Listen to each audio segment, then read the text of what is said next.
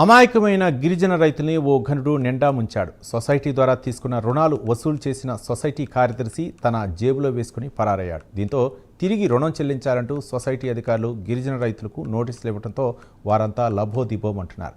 దీనికి తోడు కొత్తగా రైతులకు రుణాలు కూడా ఇవ్వకపోవడంతో రైతులు తమను ఆదుకోవాలంటూ ప్రైమ్ 9 న్యూస్ను ఆశ్రయించారు. ఆ వివరాలు చూద్దాం.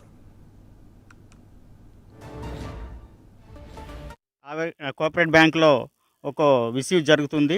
ఆ విషయం ఏమిటంటే ఇలాగ మా మారుమూల ప్రాంతాల్లో ఉన్నటువంటి మా రైతులందరూ కూడాను వీరి యొక్క భూమి పట్టాలు అక్కడ తనకేసి మరి లోన్లు తీసుకొని తీసుకుంటున్నారు. 2022 సంవత్సరం నుంచి ఇప్పుడు దాకా అలాగ వాడుతూనే కనుక అక్కడ ఒక ఫ్రాడ్ జరుగుతున్న విషయం ఏంటంటే మరి రైతులు లోన్ తీసుకొని కట్టేసి మళ్ళీ వచ్చేస్తే ఇంకో రెండో సంవత్సరానికి వచ్చేసి మరి ఇదిగో బాబు నువ్వు లోన్ తీసుకున్నావు కట్టలేదని చెప్పేసి మళ్ళీ వేరే డబ్బింగ్ రసీదులు ఇస్తున్నారు.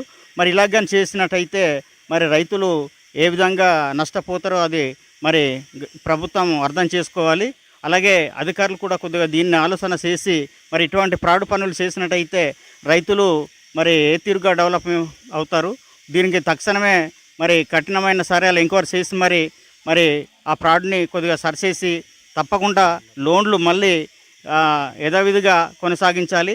ఇక్కడ చింతపల్లి కోఆపరేటివ్ బ్యాంక్లో ఒక విషయం జరుగుతుంది.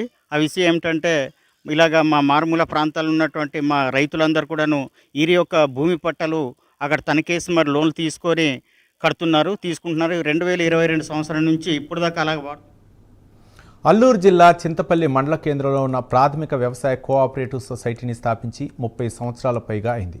ఈ సొసైటీ మండలంలో అనేక మంది గిరిజన రైతులకు వ్యవసాయ రుణాలిచ్చి చేయూతనిచ్చేది. ఈ సొసైటీలో పనిచేసిన కార్యదర్శి ఈశ్వరరావు చేతివాటం వల్ల గిరిజనులు నష్టపోతున్నారు. గత 4 సంవత్సరాల నుండి రైతులకు రుణాలు ఇవ్వటం లేదు. సంవత్సరం క్రితం వరకు కార్యదర్శిగా ఉన్న ఈశ్వరరావు చేతివాటం వల్ల ఈ పరిస్థితి ఏర్పడిందని గిరిజన రైతులు ఆరోపిస్తున్నారు.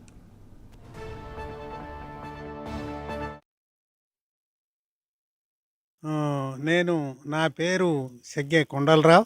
నేను ఇప్పుడు ప్రస్తుతానికి 7 సంవత్సరాల నుంచి గవర్నమెంట్ తరపున కాపీ సొసైటీలో ప్రెసిడెంట్గా ఉన్నాను. ఇప్పటికి నేను అక్కడ పనిచేస్తున్నాను. ఇప్పుడు రైతులకి ఎక్కడ కూడా మరి ఏ సావుకారు కూడా సడన్గా డబ్బులు ఇవ్వకుంటున్నాడు. అందువల్ల బ్యాంకు అప్పుడు కోఆపరేటివ్ బ్యాంకు ద్వారాగా తీసుకొని కట్టేవాళ్ళు.